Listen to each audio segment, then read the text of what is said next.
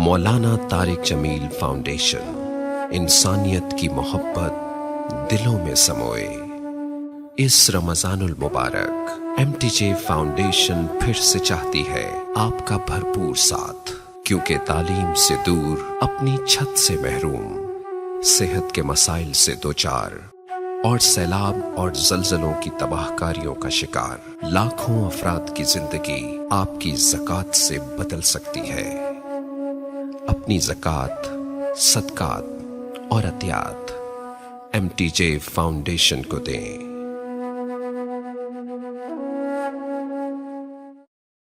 اور اگر رمضان کا مہینہ تو پورا معافی کا مہینہ ہے کہ دوزخ کے دروازے بند ہو جاتے ہیں، جنت کے دروازے کھول دیے جاتے ہیں، شیطان قید۔ آپ دیکھتے نہیں نمازی کیوں بڑھ جاتے ہیں رمضان شریف میں؟ کہ وہ نامراد قید ہو جاتے ہیں۔ تو کسی کو زنجیروں میں باندھا ہو، وہ چل تو نہیں سکتا، چھوڑ دو زنجیریں تو چل پڑے گا۔ تو اللہ تعالی ہم سب کی حفاظت فرمائے، کوئی دعویٰ نہ کرے، لیکن جو تھوڑا سا غفلت میں ہوتا ہے تو ایمان کمزور ہوتا ہے، انہوں تو شیطان بن کے جامع نہیں دینے۔ جمعے جاواں گے، جمعے کئی جمعہ بھی نہیں پڑھتے، عید تے جاواں گے، کوئی عید بھی نہیں پڑھتا۔ یہیں یہ ایک نگینہ سینما کے مالک نے بیان کروایا تھا اور اس نے بعد میں اس سینما کو گرا دیا، آج کل وہ کینیڈا میں ہوتا ہے۔ تو وہ سینمے کا جو تھا نا مینیجر، وہ میرے پاس آیا، کہا مولانا آج میں پہلی نماز پڑھی ہے۔ وہاں ہم نے مغرب کی نماز پڑھی، اس کے بعد بیان ہوا، بیان کے بعد وہ اتنا ہنگامہ ہوا کہ رش بہت تھا، تو وہاں نماز پڑھی نہیں جا سکے۔ ہم نے کہنے لگا، میں چل رہا تھا میرے ساتھ ساتھ، مولانا آج میں پہلی نماز پڑھی۔ میں نے کہا کیا مطلب؟ کہا جی یہی کہ آج زندگی دی پہلی نماز پڑھی، ہوگا راؤنڈ اباؤٹ 40-45 سال کا۔ میں کہا پہلی نماز؟ ہاں جی پہلی نماز۔ جمعہ پڑھے؟ نہیں کدی نہیں۔ عید؟ نہیں کدی نہیں۔ آج پہلی نماز تواڈے پیچھے پڑھی ہے۔ شیطان جب قید ہوتا ہے تو زنجیریں کھل جاتی ہیں، تو نمازی بڑھنا شروع ہو جاتے ہیں۔ اس کے بعد جو گھٹتے ہیں نا، تو شیطان کی وجہ سے نہیں، اپنی عادت اور سستی کی وجہ سے۔ پہلے 2-3 دن بڑا جوش ہوتا ہے، پھر اس کے بعد گھٹتے ادھے کو پھر نکل جاندے ہیں، ادھے رہ جاندے ہیں۔ تو تراویح میں بھی پہلے پوری مسجد بھرے گی، پھر ایک صف جائے گی، پھر دوسری جائے گی، پھر تیسری جائے گی۔ تو بھائیو یہ رمضان آ رہا ہے، دیکھو میں ہاتھ جوڑتا ہوں، نماز 5 وقت سارا سال فرض ہے، لیکن روزے کی برکت سے کیا ہوتا ہے، شیطان قید ہو جاتا ہے، تو وہ سارے بھاگے آ رہے ہوتے ہیں۔ اللہ سے مانگ لو اس رمضان میں کہ یا اللہ ایسی توفیق دے کہ موت تک نماز نہ چھوٹ۔ رمضان میں بہت سے لوگ رشوت لینا چھوڑ دیتے ہیں کہ نہیں جی ہن رمضان شریف آ گیا۔ رمضان شریف بھی تو آیا ہے، لیکن اصل میں شیطان قید ہوا ہے، تو اب کہہ رہے نہیں ہن رشوت نہیں لینی، مہینے بعد لواں گے۔ ڈنڈی مارنے والا کہتا ہے نہیں صحیح تولنا ہے، پھر رمضان تو بعد کٹھی کسر کر لواں گے۔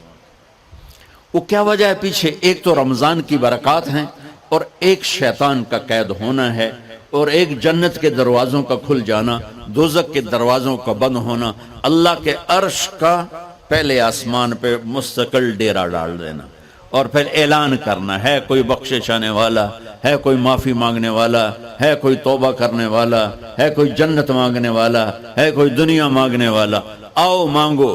اور ایک فرشتہ اعلان کرتا ہے اے بھلائی کے چاہنے والے شاباش آگے بڑھ، اور دوسرا فرشتہ اعلان کرتا ہے اے برائی کے کرنے والے بس کر اور واپس آ جا، بس کر اور واپس آ جا۔ رمضان کا مطلب ہے جل جانا، رمضان کے لفظ کا مطلب ہے جل جانا۔ جلنے کا مطلب کیوں ہے اس میں؟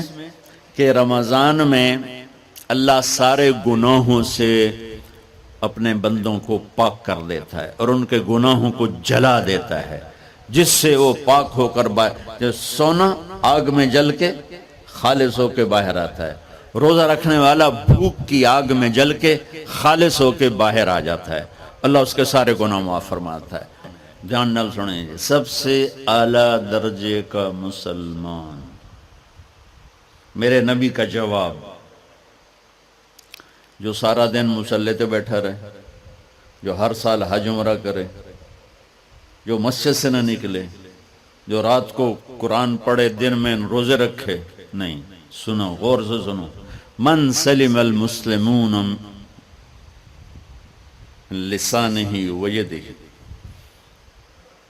سب سے اعلیٰ درجے کا مسلمان فیصلہ بات کا وہ ہے جو اپنے مسلمانوں کو تکلیف نہ پہنچائے، جو ہاتھ اور زبان سے کسی کو تکلیف نہ پہنچائے، وہ سب سے اعلیٰ درجے کا مسلمان ہے. سبحان اللہ، کیا بات. میرے نبی سے ایک صحابی نے پوچھا، یا رسول اللہ، ہمارے محلے میں ایک خاتون رہتی ہے، رات کو تہجد پڑھتی ہے، دن میں روزے رکھتی ہے، پر اس کی زبان بہت سخت ہے، بہت بےزتی کرتی. آپ نے کہا جہنم میں جائے گی. کہا جی ایک خاتون ہے جو نہ نفلی روزہ، لیکن اس کی زبان کا بول بڑا میٹھا ہے، کہا وہ جنت میں جائے گی. تو سب سے اعلیٰ درجے کا مسلمان کون ہے؟ جو کسی کو تکلیف نہ پہنچائے. پھر اس نے پوچھا ای الایمان افضل، سب سے اعلیٰ درجے کا مومن کون ہے؟ تو آپ نے فرمایا حسن الاخلاق، جس کے اخلاق اچھے ہوں وہ سب سے اعلیٰ درجے کا ایمان والا ہے. کیونکہ تکلیف نہ پہنچانا اخلاق کی ایک صفت ہے، اور اخلاق کی بے شمار اقسام. میرے نبی نے فرمایا اچھے اخلاق 360 صفات کا نام ہے. ایک صفت بھی کسی مسلمان مرد عورت کے اندر ہوگی تو جنت میں چلا جائے گا. سامنے ابو بکر بیٹھے تھے، کہنے لگے یا رسول اللہ کو میرے اندر بھی ہے؟ تو آپ نے فرمایا تیرے اندر ساری ہے، ساری تیرے اندر ساری.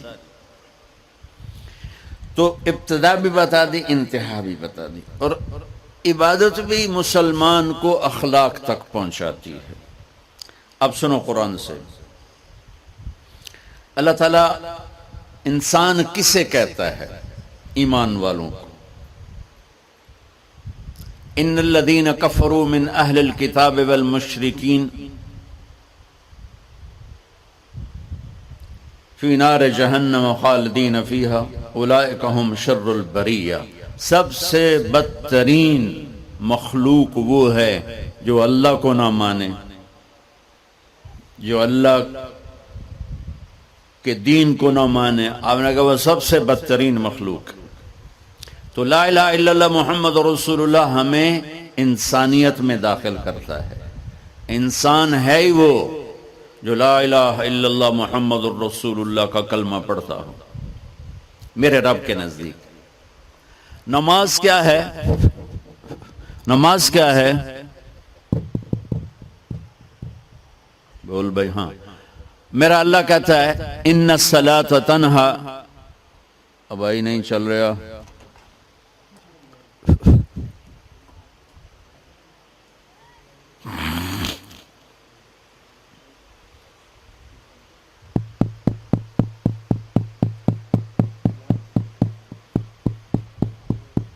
تھوڑی آواز ہے. نماز کیا ہے؟ ان الصلاۃ تنہا عن الفحشاء والمنکر. تم نماز پڑھو، یہ تمہیں بد اخلاقی سے بچائے گی اور یہ تمہیں گناہوں سے بچائے گی. تو نماز بھی انسان کو اخلاق تک لے جا رہی، فحاشی سے بچائے گی، گناہوں سے بچائے گی، اخلاق کی طرف سفر. روزہ آ رہا ہے. روزہ کس لیے ہے؟ کتب علیکم الصیام کما کتب علی الذین من قبلکم لعلکم تتقون. تم پر روزہ فرض کیا ہے جیسے پہلوں پہ کیا تھا تاکہ تم تقوی والے بن جاؤ. تقوی والے کون ہیں؟ وسارعوا الی مغفرۃ من ربکم وجنۃ عرضها السماوات والارض اعدت للمتقین. کہ میرے بندو دوڑو جنت کی طرف جو تقوی والوں کے لیے. متقی کون ان دن تقوی والے یا اللہ کا؟ الذین ينفقون فی السراء والضراء کا جو میرے نام پہ سخاوت کرتے ہیں، چاہے تنگ دست ہوں چاہے پیسے والے ہوں، چاہے تھوڑا مال ہوئے چاہے زیادہ مال ہوئے، وہ میرے نام پہ خرچ کر دیں. الکاظمین الغیظ جو غصے کو پی جاتے ہیں، والعافین عن الناس اور جو لوگوں کو معاف کر دیتے ہیں. اللہ تعالیٰ کہہ رہا ہے یہ تقوی والے ہیں. تو روزہ بھی اخلاق پہ لے جا رہا ہے. فمن فرض فیہن الحج فلا رفث ولا فسوق ولا جدال. میرے رب نے کہا حج کا ارادہ کر لیا ہے تو زبان کی گندی، زبان کا گندا لہجہ اور زبان کے گندے بول سے بچو، لڑائی سے بچو، گناہوں سے بچو. تو حج بھی میٹھے بول پہ لا رہا ہے، لڑائی سے بچنے پہ لا رہا ہے، نافرمانی سے بچنے پہ لا رہا ہے. خذ من اموالہم صدقۃ تطہرہم وتزکیہم بہا وصلی علیہم. میرا رب فرما رہا ہے میرے محبوب ان سے زکوٰۃ لیں اور ان کو پاک کریں اور ان کا تزکیہ کریں، ان کو ایک اچھا انسان بنائیں. زکوٰۃ ہو اخلاق بنتے ہیں، روزہ ہو اخلاق بنتے ہیں، حج ہو اخلاق بنتے ہیں، نماز ہو اخلاق بنتے ہیں، کلمہ ہو انسان بنتا ہے. یہ اتنا زور کیوں دیا ہے اخلاق پر کہ میرے بھائیو، اچھا معاشرہ جو وجود میں آتا ہے وہ ایک دوسرے کو معاف کرنے سے وجود میں آتا ہے. مسجد نماز کے لیے ہے اور نماز ایک انفرادی عمل ہے جو کر کے میں گھر چلا جاتا ہوں، دفتر چلا جاتا ہوں. پڑھوں نہ پڑھوں، نہ پڑھنے کا گناہ مجھ پر، پڑھنے کی نیکی مجھ پر. لیکن اگر میرے اخلاق برے ہیں، روزہ میری چیز ہے، رکھوں اجر، نہیں رکھوں پکڑ، زکوٰۃ دے دوں اجر نہ دوں پکڑ، حج کر لوں اجر نہ کروں پکڑ. صرف میری ذات سے کے گرد ہے نماز بھی، روزہ بھی، حج بھی، زکوٰۃ بھی. لیکن برے اخلاق جتنا معاشرے میں میرا اثر ہے وہاں سب تباہی پھیلا دیں گے، اور اچھے اخلاق جتنا معاشرے میں میرا اثر ہے وہاں خوبصورتی کو پھیلا دیں گے. عبادت چھپ جاتی ہے. میں نے فجر پڑھی ہے کہ نہیں پڑھی آپ کو پتہ ہے؟ بولو، آپ نے پڑھی ہے یا نہیں پڑھی مجھے کوئی پتہ ہے نہیں ہے. لیکن یہاں بیٹھ کے اللہ نہ کرے میں فرقہ واریت کی بات کروں، آپ سب کو پتہ چلے گا کہ نہیں چلے گا کہ مولوی اگلا رہے ہیں. اور یہاں بیٹھ کے میں محبت کی بات کروں تو آپ کو پتہ چلے گا کہ نہیں چلے گا کہ یہ محمد مصطفیٰ صلی اللہ علیہ وسلم والے اخلاق بتا رہا ہے. تو اخلاق چھپتے نہیں، برے ہوں یا اچھے ہوں ظاہر ہوتے ہیں.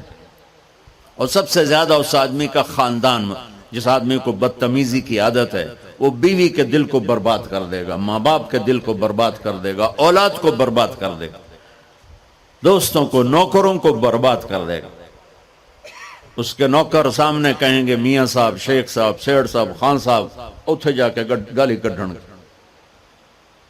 اور جس کے اخلاق اچھے ہوتے ہیں وہ اپنے گھر کو خوبصورت بنا دیتا ہے، رشتوں کو خوبصورت بنا دیتا ہے، ملازموں کو خوبصورت بنا دیتا ہے، اپنے کاروبار کو، اپنی زندگی کو، ہر پہلو اس کا خوبصورت ہو جاتا ہے. اچھے اخلاق لباس کی طرح ہیں جو میرا ہر عیب چھپا لیتے ہیں، اور برے اخلاق ننگے آدمی کی طرح ہے جس کا ہر عیب سامنے آ جاتا ہے. اور اللہ کی رحمت اتنی طاقتور ہے کہ میرا رب فرماتا ہے، یہ تو میں نے 5 غلطیاں بتائی ہیں، لیکن میرا رب فرماتا ہے میرا بندہ میں تجھے عمر بھی دیتا ہوں، طاقت بھی دیتا ہوں، تو اتنے گناہ کر کے زمین فیصل آباد کی سے اٹھا کر آسمان کی چھت کو لگا دے. ساری دنیا گناہ گار ہو جائے نا تو آسمان کیا چاند تک بھی گناہ نہیں جا سکتے. اور میرا اللہ کہہ رہا ہے ایک مرد عورت اتنے گناہ کرے کہ آسمان کی چھت کو لگا دے، پھر صرف ایک دفعہ مجھے کہے یا اللہ معاف کر، تو میں سارے ہی معاف کر دوں. تو بھائیو یہ رات بھی معافی مانگنے کی ہے. تو میرے عزیز و رمضان شریف آ رہا ہے، اپنے دل کو کینہ سے صاف کرو، بغض سے صاف کرو، نفرت سے صاف کرو. کسی سے لڑے ہوئے ہو اللہ کے واسطے صلح کر لو. یہ لڑنے کی جگہ نہیں ہے، محبت کر کے جاؤ تو اللہ بڑے اونچے عالی درجات نصیب فرمائے گا. اور اللہ تعالیٰ موقع دے تو رمضان میں ایک 3 دن تبلیغ میں اللہ کے راستے میں ضرور لگا لینا. تو سارے بھائی نیت کرتے ہو؟ سنتیں پڑھ.